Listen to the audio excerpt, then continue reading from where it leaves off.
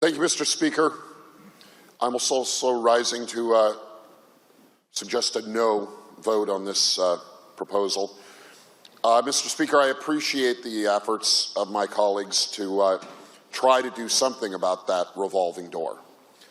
And, Mr. Speaker, I acknowledge the issues raised by my colleagues that we need to do more for those who are caught in a cycle of self-destructive behavioral health problems.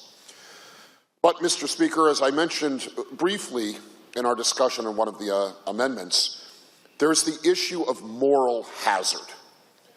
And I believe that is an issue that really is complicating and really rendering really reverse to our goals in public policy, perverse outcomes.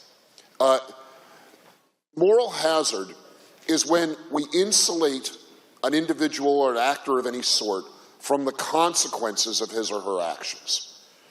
And then we end up encouraging more of those risk-prone behaviors because we separate actions from consequences.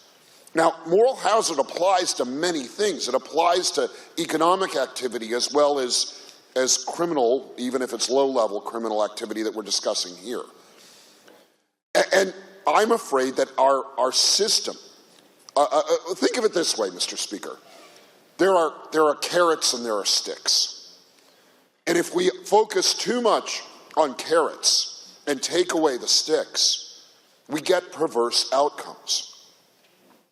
Right now, in our state, we have a situation where crime is up and behavioral health issues are getting worse because I believe we have separated actions from consequences.